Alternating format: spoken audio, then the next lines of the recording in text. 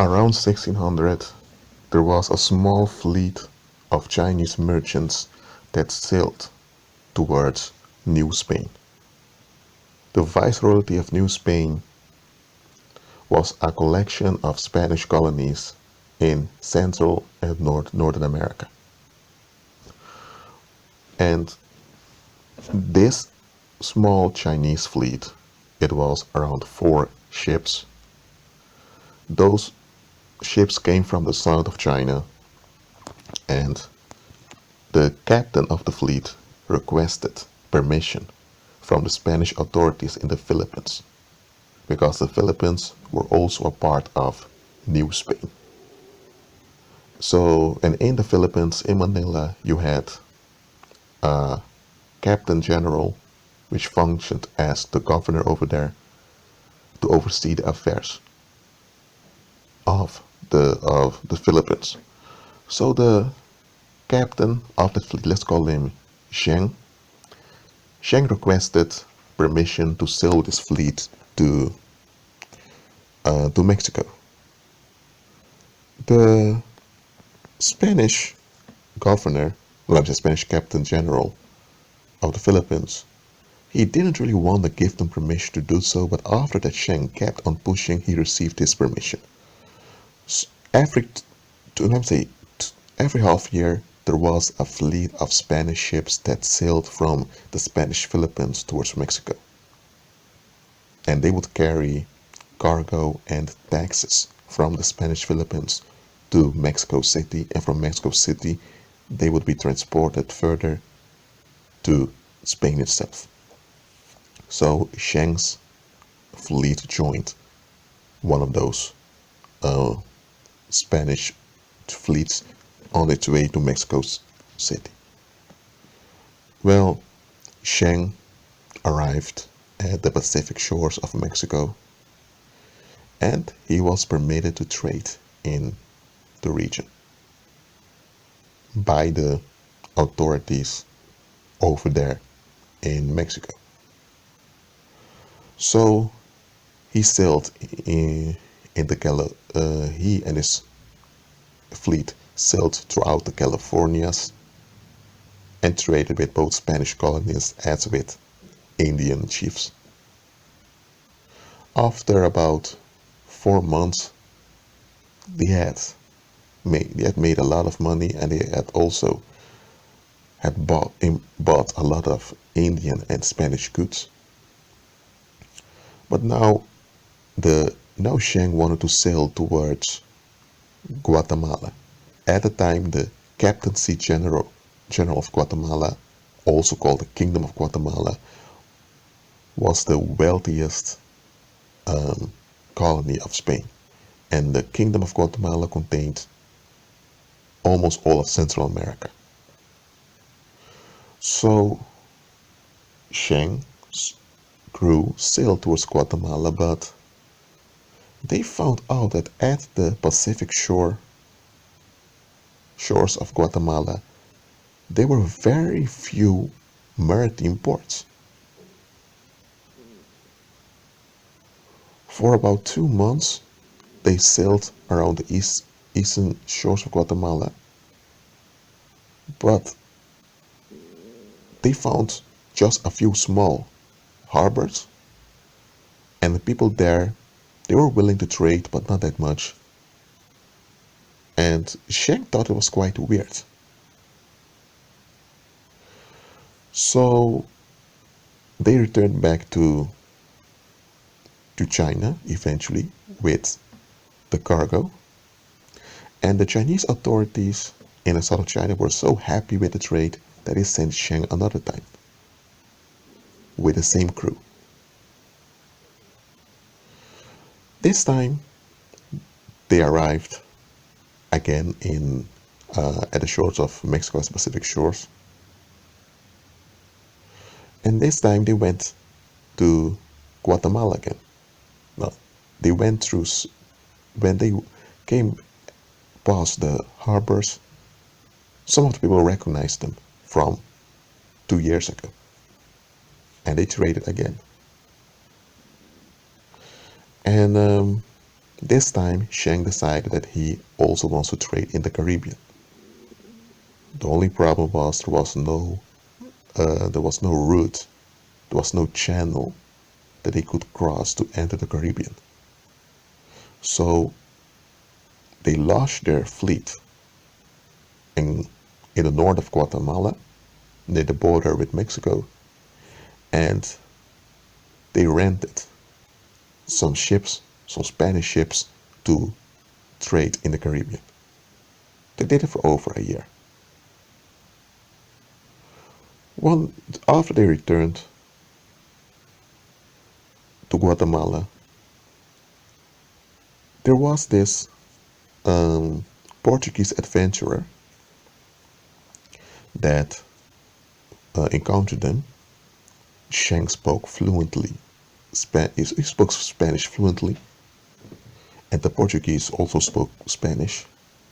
So they began to chat, and Sheng was telling about his first voyage to New Spain, and about his second, how he has been in the Caribbean for almost a year. And then the Portuguese told him, Sheng, I would not remain at the Pacific shores of Guatemala if I were you. And Sheng asked him, why are you saying that? Well, just trust me, you got to get your ships out of there. So Sheng thought, okay, this Portuguese adventurer, he is out of his mind.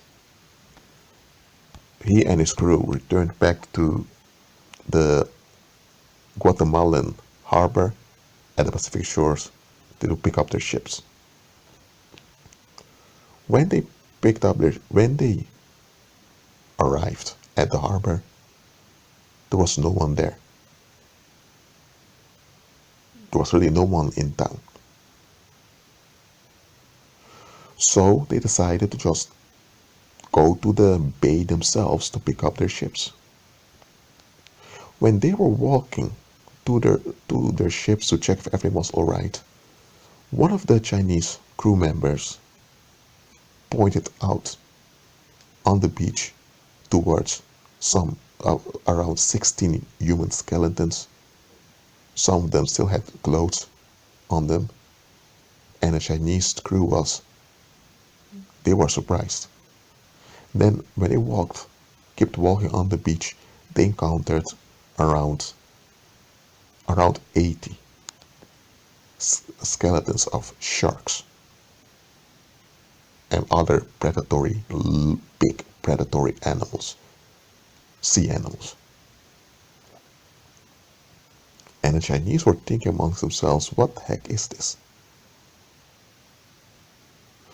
But anyway, they decided to pay some Indians to transport their cargo from the Caribbean over to those ships. But they realized that when the Indians were carrying the cargo, they were quite frightened. And after the cargo was finished, the Indians didn't even wait to receive their payment, they just left. And the Chinese were thinking, this is quite absurd, this is quite weird, this is not normal. Why aren't they waiting to get paid? They've done all that heavy work. So Sheng and his crew departed. And he crossed the Atlantic and arrived in the Philippines.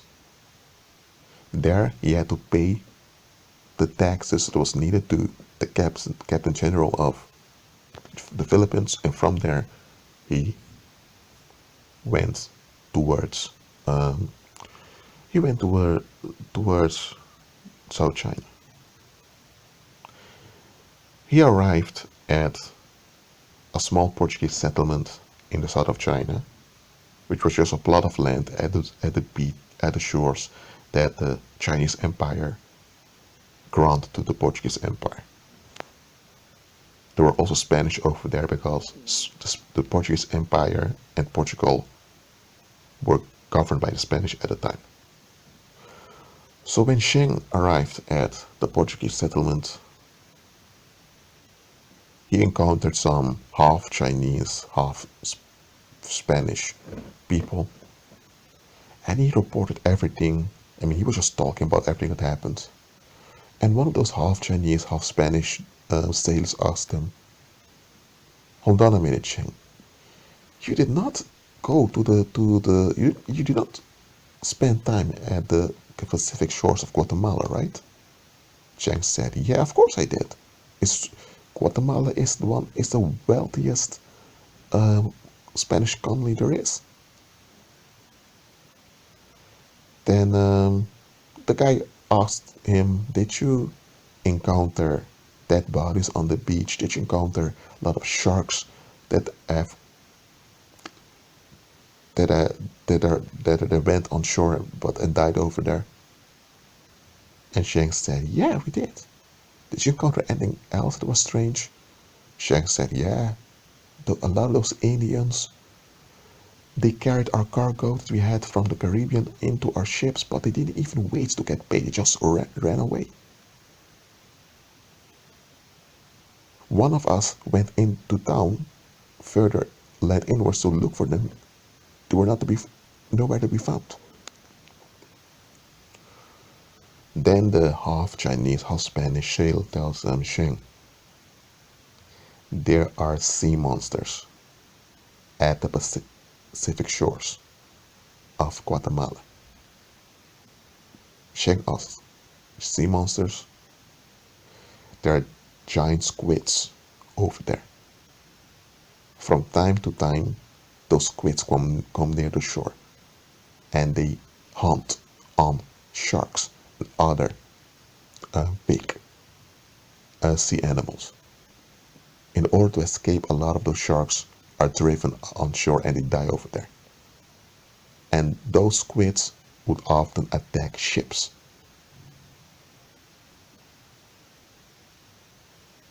And then Sheng was thinking, "Hold on a minute. Why didn't anyone tell me this?" The half Spanish, half Chinese sailor tells him, "That's why the Spanish did not build many harbors at the Pacific shores of Guatemala. And probably that's why that Portuguese guy told you to better get your ships out of there." And it was then that Sheng realized the trouble he and his crew were in. Now, in this story, which is a parable, you have a group of men that were in serious danger, but they were not aware of it. It was only when it was far advanced that they began to notice weird things. But the moment they noticed those weird things, it was already too late. But miraculously, they were not attacked by those giant squids, and they arrived safe back in China. That Portuguese guy knew what was going on, but he knew that probably the Chinese that Sheng would not believe him. That's why he just persuaded Sheng to leave as soon as possible. Now, in this case, there was a lack of knowledge. There was a lack of information. If Sheng would have been informed earlier about the presence of those squids, he would have never sailed to the Pacific shores of Guatemala. Or better, if he would have just taken the time to look at the map of New Spain, he could have got one of those in Manila. He would have noticed that, hold on a minute, if Guatemala is so famous among sailors because it's one of the richest colonies there is in the world at the time, why didn't the Spanish build more harbors at the Pacific shores in order to trade with the Asians? If you just would have looked at the map, a map is just kind of the bigger picture, he would have noticed that something's wrong over there. And he did have a map, but he didn't pay attention to the map. Now let me give another parable over here. You have a marketplace, and at the marketplace you have this beggar that comes by, and he puts his hands into one of the baskets and takes an apple out of it. Other people thinking, hey, don't do that, you have to pay for that. The owner comes by, he picks up the basket and hands it over to the beggar and tells him, leave. The beggar leaves. And the other people were thinking, people that were shopping on the market were thinking, what the heck? Did that guy just give that basket for free to that beggar that was stealing? Is he rewarding a thief? What is this? What the heck is going on here? The next day, one of the customers asked the man at the stands why he did that. And the guy explains, the beggar you see over there, he has a skin disease and he carries a lot of infections with him. He knows that. When he put his hand in that basket was infected. And he did it on purpose so that I could see it. Because he knew that if I would chase him away, that I would be left with an infected basket. And if other people would have bought those apples, they may have become sick. And if people would become sick, they would come to me and complain because they became sick because they bought bad fruit with me. So it was a trick of him. So I gave him the basket and told him to leave. You were probably thinking that I was stupid by just handing over the basket, that I would lose profit because of it. I'll rather lose profit than having people getting sick by buying my products. And then the other was thinking, now I understand it. And now, another illustration. Let's say you have a neighborhood somewhere. I'm going to a more modern example now. Let's say you are in America. We'll use an American example. And you have this gang in the streets of a town. And this gang existing out of like 60 youth. There are motorcycles, they are selling drugs, they're thinking they're cool. And one day, there's someone from a rifle gang that steals some drugs from them. And they think, we need to get this guy, we need to beat him up or even kill him because this is disrespect, so we can't take it. So the leader of the gang goes out to find the thief. And when they find him, the thief begins to run away. So they run after him. The guy then enters into a house. And when he entered the house, the gang was thinking, well, we got him. The house was vacant. But then the gang leader said, stop. Let's go. And the others were thinking, dude, we got him. He got our drugs. We need to take care of this. If this comes out in the streets that someone stole from us and we let them go, it's finished. We're finished. Everyone's going to rob us. The leader said, let's go. Because they had such a strong bonds together, they obeyed. They let the guy go. Weeks after, there were complaints and fights within the gang why they let someone go that stole from them. Eventually, a half year later, one of the gang members left the gang, and shortly after that the gang was dissolved. And the police, some of them were arrested, but after they were released, they thought, we don't want to continue this anymore.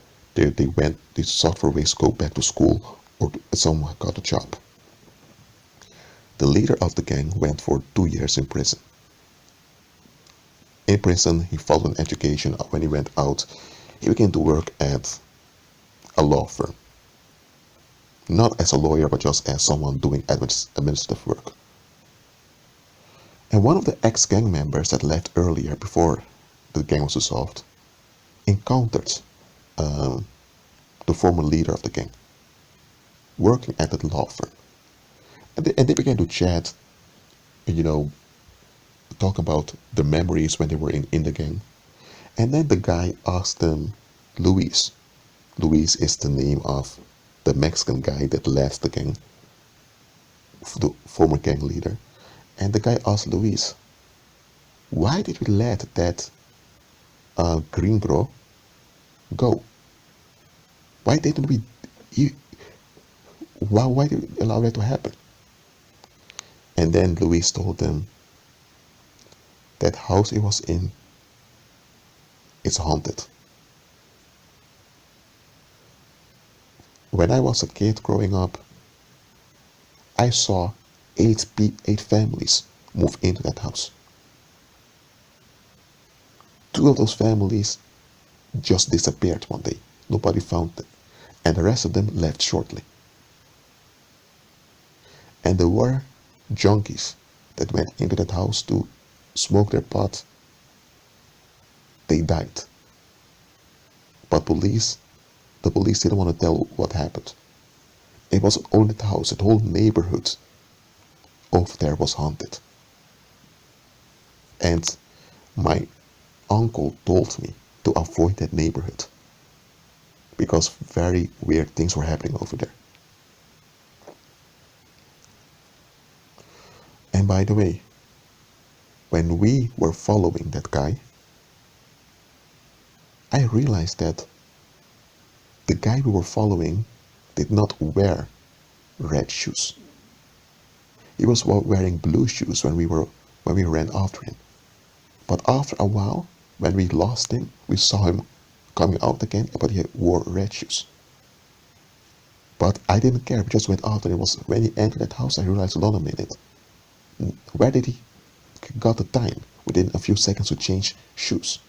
Where did he find the red shoes? Why would he even want to change shoes? And still have us coming after him. It was then I realized that it wasn't that guy that robbed us that we followed onto that house. It was a demon spirit that that appeared as the guy we were following. And it was that demon wanted us to go into that house in order to kill us. The demon knew we were after a guy that stole our drugs. So when that guy ran close to that haunted neighborhood, one of the demons took over his shape and distracted us into our doom.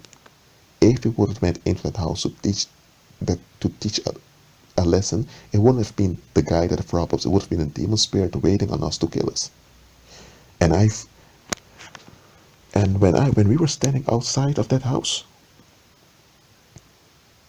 and I looked at the window, I saw something very ugly staring at me. It was then that I realized what was going on. I told you guys to leave, so we left. I didn't realize that it was that haunted house that we were at. I was so in the adrenaline of going after the one that had our drugs. And the other ex-gang member, they realizes, I understand it now. Now look, now I'm going to use a biblical example. William went on his donkey towards Moab in order to practice sorcery on behalf of one of the tribal kings over there to curse Israel. When he was on his way, there was an angelic being with armed that was standing in his way. He didn't see that angelic being, but the donkey he was riding upon saw what the Bible refers to as the angel of the Lord standing. And the donkey was frightened. So the donkey began to back off, and William fell off his donkey. And William forced the donkey to move ahead. The donkey refused. So he began to hit the donkey. Then the Most High enable the donkey to speak in human language. And the donkey was asking, why did you hit me and all of that. And shortly afterwards, the Lord opened the eyes, the spiritual eyes of Biliam to see the angelic being standing there. And Biliam was frightened also. And the angelic being told him that if you would have continued to pass here, I would have certainly killed you. Okay, I would have killed you. So that donkey, animals are not spiritual beings, but animals can notice things of the spirit. And that donkey, man, that donkey saw something that Biliam did not see. And the donkey reacted, but Biliam didn't know why the donkey was acting stupid like that. So we became enraged at the donkey. But it was the resistance of that donkey that spared Biliam's life. Okay, I've given some fictive accounts and I've given biblical accounts now. What am I trying to teach you in this video? Having lack of knowledge can be deadly. Sometimes, okay, let me say like this. Sometimes the thing you are fighting can be the thing that's preventing harm. Okay? Maybe you want to start a new business and you want your friends to help you by loaning money to you. And your friends know that you are a businessman, you pay back. You always pay people back.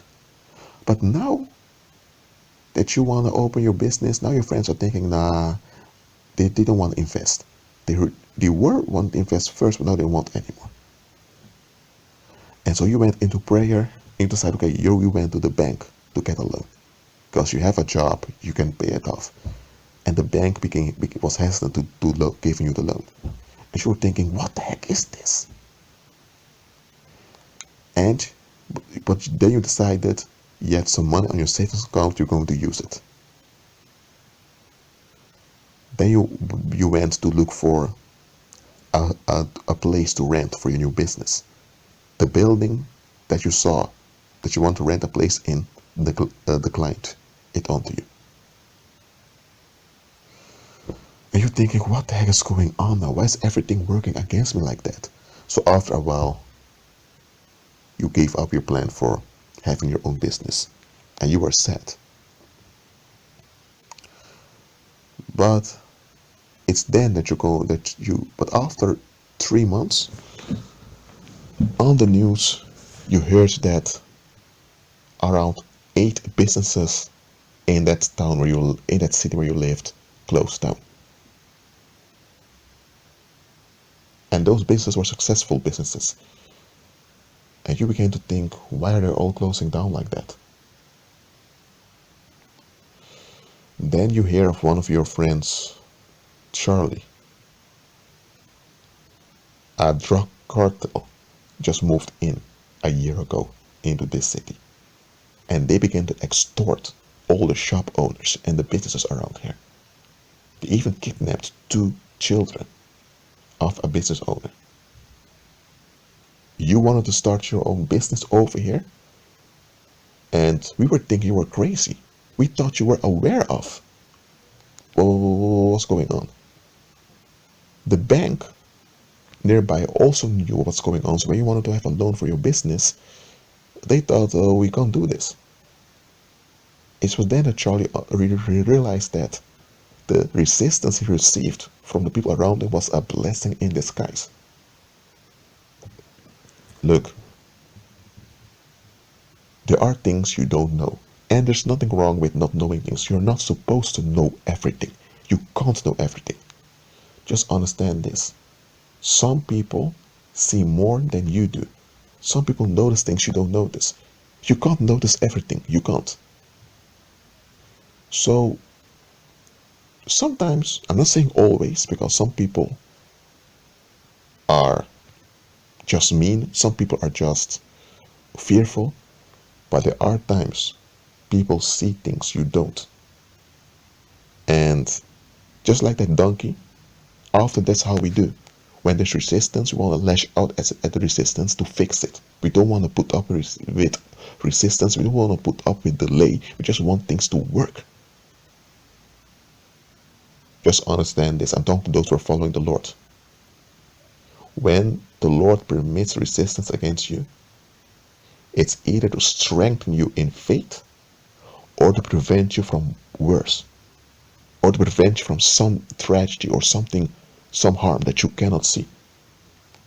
And the Lord will not always reveal unto you what's going on. He expects you to walk by faith and to trust Him. Me, I've been to similar things like this, that I encountered resistance or things were so-called falling apart, but it was all for my protection, and I didn't knew at the time what was going on. Well, that being said, be at peace and keep on trusting the Lord.